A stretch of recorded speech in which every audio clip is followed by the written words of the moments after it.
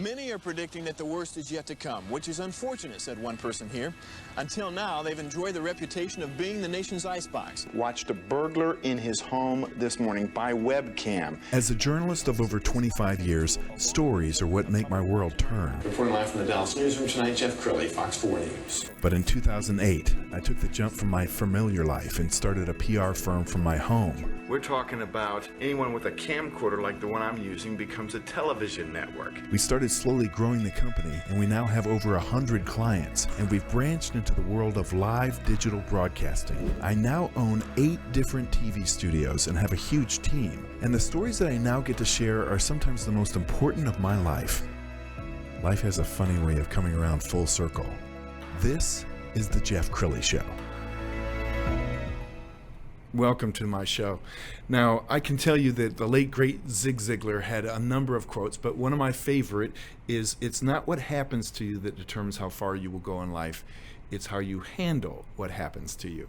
I'm a Zig Ziglar fan. I had the great pleasure of getting to know him while he was alive, and another Zig Ziglar fan is my friend Jason Cole. Welcome to the show. Thanks for having me. I'm glad to be here. Well, the reason you're on this show today is because you wrote a best-selling book. It's an easy read. It's called God Wastes Nothing, From Prison to Purpose. Yes. So tell us your story. Oh, man. So much to tell. The gist of it is when I was 21 years old, I was good in school, good in college, very successful at business, and then just got tired of the success, I guess, and started hanging out with friends that I shouldn't have been around.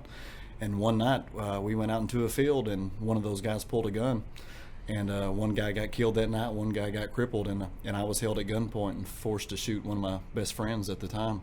So we were convicted of the first murder case in 20 years in Canton, Texas, the first capital murder case ever. And after fighting that case for about 2.5 years, I got 12 years for manslaughter and sent to prison. Never been in trouble a day in my life. Wow. Well, you know, we think about what's happening during the pandemic, and some people have lost their jobs, they're discouraged. I can only imagine you're in prison. That must have been like culture shock. Culture shock, depression. I mean, what kept you from going into a downward spiral that you couldn't get out of? I actually continued into a downward spiral. I didn't learn my lesson about being around wrong people, wrong friends. I actually went way out of character and joined a prison gang. That led to me actually leading the prison gang because I felt like I was smarter than the guys that I was following. So for about 5 years, I spent my time very angry, very bitter. I come from a martial arts background, so I spent a lot of time fighting. And like I said, I was a gang leader for about 5 years. And then God sent this young man into the dorm, and it was my job to find out who he was and what he was about. And if he didn't meet the criteria, my job was to kick him out of that dorm. And this guy wasn't trying to hear anything I had to say. And he said that I feel like God put me here and I'm not leaving. And this guy did not want to be in a gang or my gang. And lo and behold, we became best friends. He became a mentor and got me involved in church. And just a few times of going to church, I got saved. I gave my life to Christ in prison. And so I made a vow the day that I got saved that just as hard that I ran for the homeboys and all the crazy guys, I was going to run that hard for God. And about a year later, he called me to preach. So I started preaching in prison and helped start the first faith-based dorm in the Texas prisons. And it just blew up from there. I did 11 years on that 12-year sentence, and then I came home in 2012. Wow. Yeah. What an inspirational story. And I can tell you he's an amazing speaker. Here's a little clip of his speaking career. You change lives, and I hope you don't ever forget that. My name is Jason Cole, and I did 11 years in the Texas Department of Corrections. It means something to me to stand before you today, because you're trying to help men like me. So nobody knew that when I got locked up that I was going to come out a preacher. Nobody knew that I was going to go back to the prison that I was locked up at and start a mentorship and discipleship program. I know that I'm talking to a room full of people that are game changers. I know I'm talking a room full of people who influence lives on a daily basis. I know I'm talking to some people that are superheroes that don't wear capes. You hold lives in your hands with your decisions. What is your why? My next question is, can I be part of your why? Wow. You're watching yourself I'm like, saying, man, that man can preach. That was good. That's really good. Now, when did you know did you always know you had a gift for speaking? Absolutely not. I was the opposite. People that knew me in high school, everybody said I was a good person and a good guy, a good friend, but I was very shy, very, very shy and bashful. So whenever God called me to preach, I was like, oh, yeah, you got the wrong guy. So it started out with, I grew up in church. I just happened to miss the whole point in church. And not till prison did I really realize that the Christian walk was about a personal relationship with Jesus. So I knew a lot about the Bible, knew a lot of Bible stories. So in one-on-ones, I would hear guys at the tables reading the Bible and trying to figure out what it meant. And I would just kind of chime in like, no, here's what you need to consider and stuff like that. And then I just kept hearing this thing about the way you teach, I can understand it. You should do that at church. I'm like, oh, no, I'm good in the small settings. So I heard that over and over and over again. And then God does call me to preach. I still fight it for a while because I don't have the desire to be in front of people or behind a microphone.